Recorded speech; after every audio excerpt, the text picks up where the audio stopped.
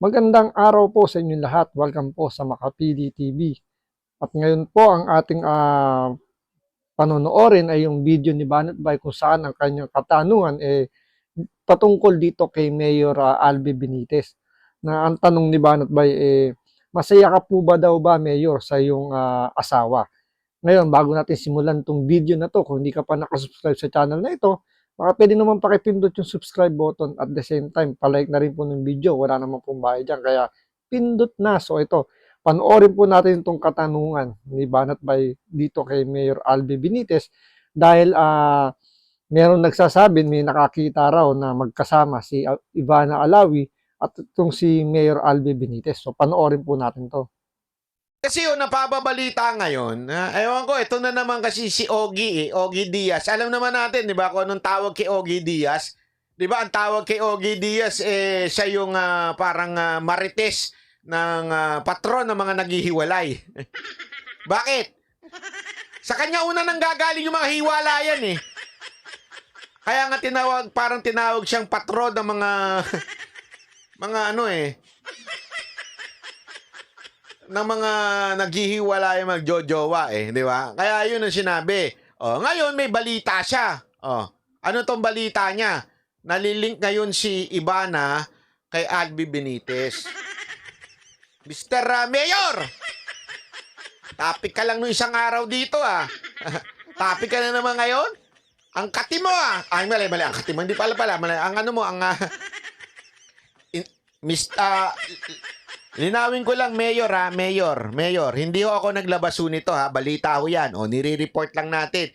Nagbalabaso niya si Ogie Diaz. Kung tanong ko lang ito. Unang katanungan ko, Mayor Benitez, yung mga lupang naibenta, di umano?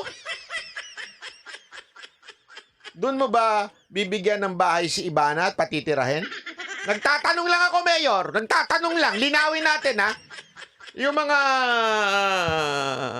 ipinabentang di umanong pinatungan, di umano ng local government ninyo, baka naman meron para kay Ivana dyan.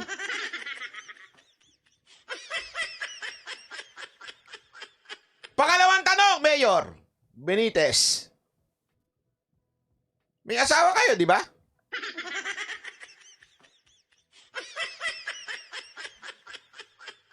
Ako nagtatanong lang According sa balita ni Ogie Diaz, may asawa kayo, di ba? Hindi na po ba kayo masaya sa asawa nyo? Yan yung magandang katanungan ni Banat Bay dito kay Mayor Albi Benitez. Kasi nga itong si Mayor may asawa na. So, bakit kailangan malink o bakit pa siya nalilink dito kay Ivana Alawi kung gayong meron siyang asawa? So nga, kaya nga tanong dito ni Banat Bay kayo po ba Mayor masaya pa ba sa inyong asawa? Kasi kung hindi na, pwede na kayong mag-usap kung paano aayusin ang inyong pagsasama. Kasi hindi maganda yung maliling ka, gayong meron kang asawa. Hindi ako nagtatanong lang. Kasi, baka naman gusto nyo yung bata-bata. Tsaka yung malaki ang malaki ang future. Kasi malaki ang future ni Ivana. Galing niya nang mag-action-action ngayon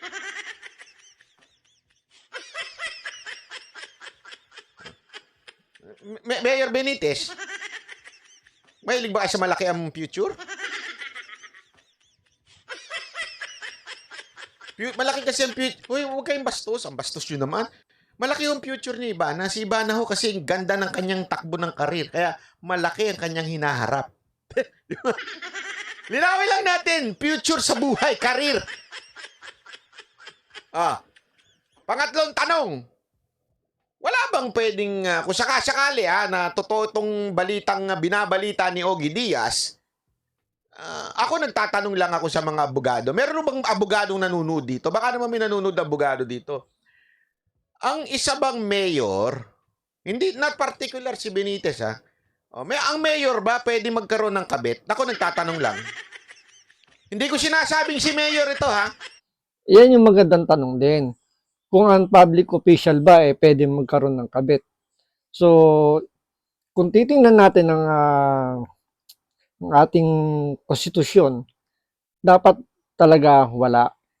Pero yun nga, dahil nga yung batas po natin medyo maraming loophole, nalulusutan yan ng ating mga politiko. Especially nga yung mga mayor, yung mga ibinoboto, hindi mga appointed. Kasi pag appointed, medyo katapano. I mean, hindi appointed yung mga career, medyo pwedeng ma-sanction. Pero yung mga appointed, mga elected, medyo mahirap. Kasi parang hindi sila saklaw ng batas na yan. Hindi ko sinasabing si Mayor Benitez ito. Tinatanong ko lang naman sa mga abogado dyan, ng isang public servant ba, halimbawa, congressman o kaya mayor, pwede ba sila magkaroon ng kabit? Ako nagtatanong lang ha.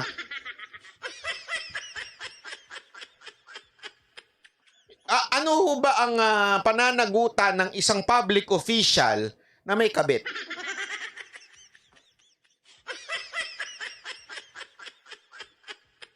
Ulitin ko wala po ako sinasabing si Mayor Albi Benitez yun. Ang nagbabalita po niyan si Ogie Diaz, hindi po ako. Ako, yung generic lang yung tanong ko. Pag ang isa bang public servant, mayor, congressman, senador, may kabit, meron bang pananagutan ito sa ating batas? Kasi parang alam ko meron eh. Kasi meron tayong tinatawag na, 'di ba, yung ang public servant dapat mataas ang dignidad, ganyan-ganyan, di ba? Kasi kung merong ganyang batas na dito umiiral sa Pilipinas, malamang marami nang nakakulong. Gawa nga ng maraming loophole ang ating batas dahil nga laging naka-general yan. Kung ganyang mga klaseng politiko na kayang magbayad ng magagaling na abogado, kayang lustan yan. Tsaka wala naman nagreklamo na mga legal wife na sila pinagtataksilan ng kanilang mga asawa. Siyempre nga naman, may skandalo. Pangalawa, kasiraan din ng kanilang pamilya. Kaya yung iba dyan, mas nananahimik na lang kaysa naman masira yung karir ng asawa, siyempre, yung kanilang pamumuhay, gawa ng pag nawala sa posisyon yung kanilang asawa, damay sila. Kaya yung iba dyan, nananahimik na lang parang tinatanggap na lang. So, medyo mahirap yung tinatanong ni Banat Peña. Pero, sana, may gumawa ng ganyang klaseng batas para matigil na yung ganyang practice itong mga politikong ito. Basta hindi mahuli, boss. Ano mahuli? Mahuling nakapatong? Yan, sabi ni Diego Latigo, meron betrayal of public trust. Anong trust yan? Linawin mo kasi, Diego! Ano ba ang trust yung sinasabi mo? Tiwala ng publiko, yun, linawin mo. Hindi ka malinaw mamaya ako na naman ang mapahamak dyan Chocolate?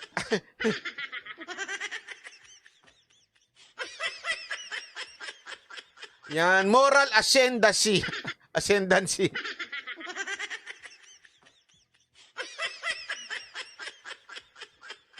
Yan ang natin. Kasi, alam mo, concern alam mo ba kung bakit ang isang public servant ay napaka-importante na mataas ang dignidad, ang kanyang moral ascendancy. Kasi, basta, kung ano man moral yan. Hindi ko alam kung ascendant o descendant. Dapat mataas ang kanyang moral standard. It is because namumuno siya. Di ba? I mean, kung ikaw, halimbawa, hindi ko sinasabing si Mayor Benitez to, hindi ko sinasabi Kung halimbawa, ikaw, maraming kang kabit, halimbawa marami kang bet ka dyan, saan mo kukunin yung pera para tustusan ng mga bet ka mo? Yun ang problema Diba, may mga senador nga tayo na maraming asawa, pero hindi naman nakastigo kasi nga elected sila So, hindi sila saklaw nung sinasabing batas na yun dahil gawa yun ng CHR, Civil Service Commission. Kaya medyo hindi sila sakop doon. Pero yun nga, gawa nga ng maraming loophole yung batas, nakakalusot ng mga politikong to. Di ba? Hindi, alam mo ba? Ito, walang biro ito, tanungin ko kayo. Alam nyo ba na ang pulis bawal magkakabit? Hindi nyo alam yan. Ang pulis pag nagkaroon ng kabit, tanggal sa serbisyo. Ang tanong, ang mga mayor ba at congressman, pag nagkaroon ng kabit, hindi tanggal sa serbisyo? O sige, wag na natin, yung congressman, mahirap tanggalin yan eh. Depende yung kay Romualdez. Yung mga mayor na lang, pag ang mayor ba nagkaroon ng kabit, matatanggal ho ba siya sa serbisyo?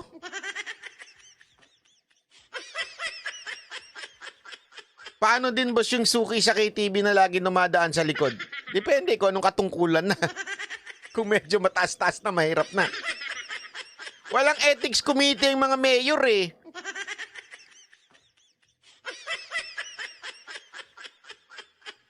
Ay nako. Anyway, ano ang ating tinatanong lang dito. Ako, hindi ako naniniwala eh. Hindi ako naniniwala na si Mayor Benitez ganyan. Hindi ako naniniwala.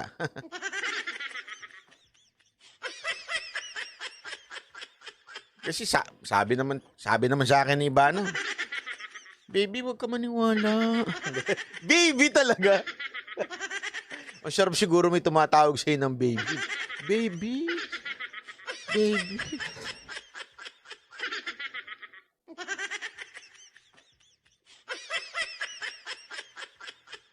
Buti na lang ako celibacy, no? May gift of celibacy ako. Buti na lang talaga, single ako, no? Yan ang advantage ng single, eh. Banji Belingon, maraming salamat. Hindi ka malilik, eh. Ay, may malilink. Malilik tuloy. Kahit sino kasama mo, di ba? Ay, baby, kalma. Yun. Actually, sabi sa akin yan, ni Ivana. Oh, kumanta siya, sabi niya. Oh, kalma. Baby, kalma. Huwag mo naman akong bigyan ng dahilan para tabihan ka. Kalma. Ayun. Baby, kalma pala.